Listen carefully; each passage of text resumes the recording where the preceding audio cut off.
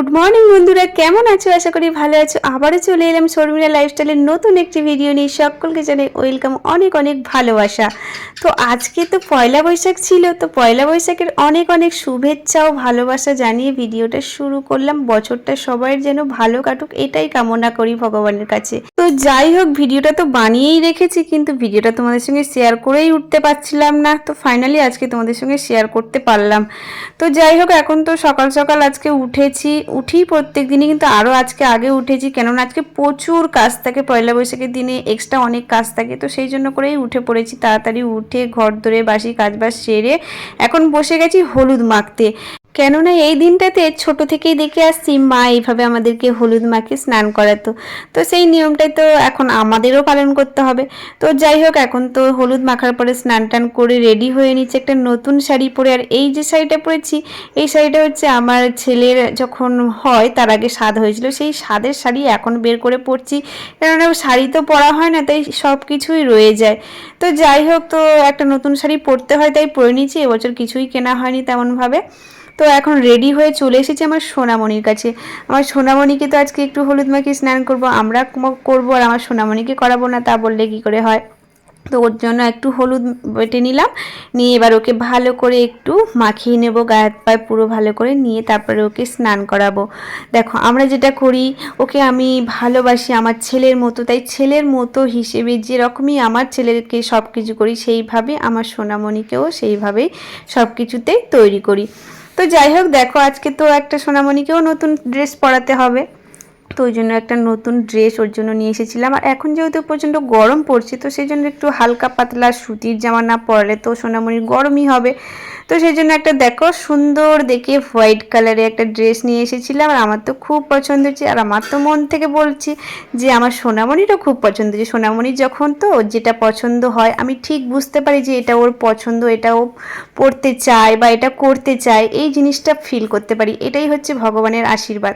তো যাই হোক, আমার সোনামণিকে রেডি করে বসিয়ে দিয়েছি, আর এদিকে তো আমার সিংহাসনটাও সুন্দর করে সাজিয়ে গুছিয়ে রেডি করে নিয়েছি। নিয়ে এখন আমি এখানে পুজোটা সম্পূর্ণ করে তারপরে যাব এখন রান্নাঘরে। আর পুজো সম্পূর্ণ করার পরে তুমি যদি সব কাজ করো, তো দেখবে মনে একটা শান্তি ভক্তি সব কিছুই থাকে, কাজে একটা মন থাকে।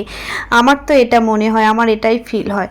তো যাই হোক, আজকে তো প্রচুর রান্না বান্না রয়েছে। আজকে যেহেতু সানডে, কোনো রকমই মানে নিরামিষই হবে না, তো সেই জন্য মাছ মাংস সব কিছুই হবে।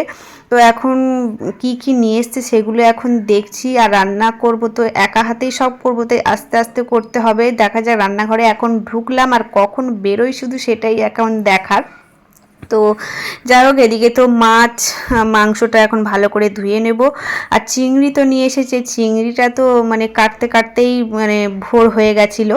মানে চিংড়ি কাটতেই যতটা টাইম না লাগে, মাংসতে কিন্তু একদমই সেটা টাইম লাগে না। মাংস মনে হয় সেখানে হাফ তোমার সিদ্ধ হয়ে যাবে চিংড়ি কাটতে গেলে, এরকমই ব্যাপার।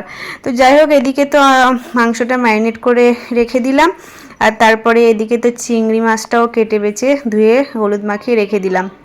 তো তারপরে এদিকে চলে এসেছি এখন সবজি কাটতে।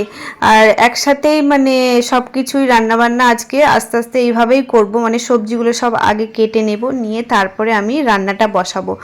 আর আজকে কোনো রকম সেই তাড়াটা নেই, তো সেই জন্য এইভাবেই করব।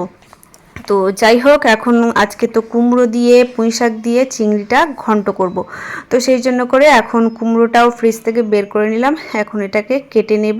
আর আজকে যেহেতু দেরি করেই রান্না হবে, তো সেই জন্য করে তো সকালবেলা একবার টিফিন তো হয়ে গেছে, রুটি তরকারি করেছিলাম, তো সবাই মিলে খাওয়া হয়ে গেছে সেটা। আমি তো ঠাকুরঘর সেরে এসে খেলাম, খেয়ে এখন রান্না করতে বসেছি। আর এখন এবারে 2টো 2:30 3টে বাজলেও কোনো অসুবিধা নেই।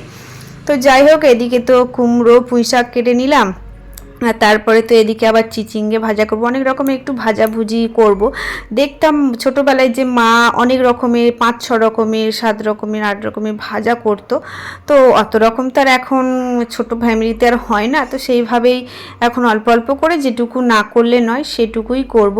তাই এখানে কুমড়ো আর পুঁই শাকটা কেটে নিয়েছি, এদিকে হচ্ছে চিচিঙ্গে নিয়ে এসেছিলো, চিচিঙ্গেটা ভাজা করব। আর হচ্ছে ছেলে তো খুব বেগুন খেতে ভালোবাসে, বেগুন ভাজা।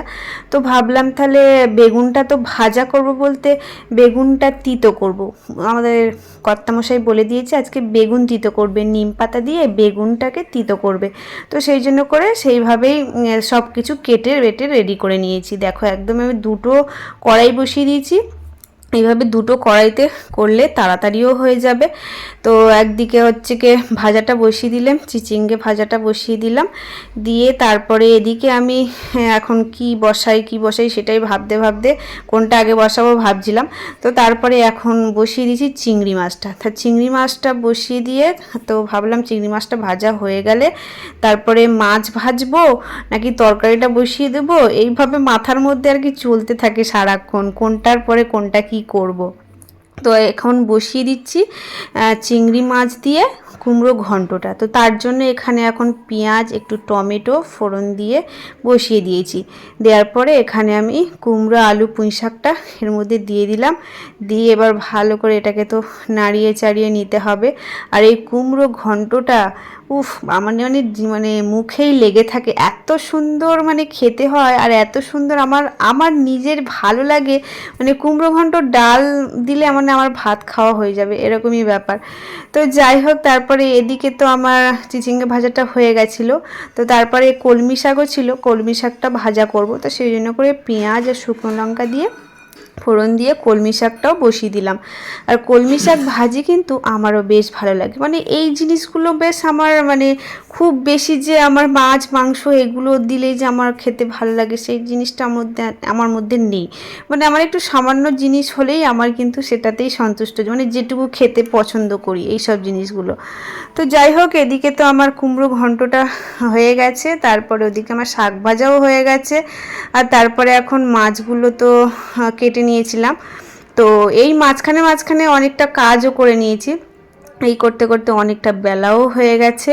তো আমাদের কর্তামশাই তো আর পাত্তা পাওয়া যাবে না, পয়লা বৈশাখ বলে কথা, বাড়িতে রয়েছে খেলাধুলা করতে, এখন এদিক ওদিক ছুটতে সময় কেটে যায় ওদের।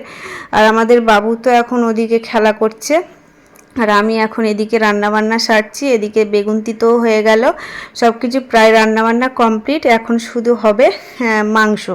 তো মাংসটা তো লাস্টে বসিয়েছিলাম, তো মাংসের জন্য সব কিছু রেডি করে নিয়েছি। সব রান্নাবান্না করতে করতেই তার মধ্যেই মাংসের জোগাড়টাও করেছি। তো এদিকে আমি পেস্টটা এর মধ্যে সব কিছু দিয়ে দিলাম, আদা রসুন টমেটো পেঁয়াজ সব কিছু যেরকমই দেওয়া হয় মাংসের, তো সেইভাবে দিয়ে তারপরে আমি ম্যারিনেট করা মাংসটা এর মধ্যে তো দিয়েই দিলাম। দিয়ে এবার ভালো করে নাড়িয়ে চাড়িয়ে কষাতে হবে। এবার তো কষিয়ে কষিয়ে একদম তেল যতক্ষণ না বেরোবে ততক্ষণ তো রান্না করতেই হবে, এটা মাংস করতেই এটাই একটু টাইম লাগে।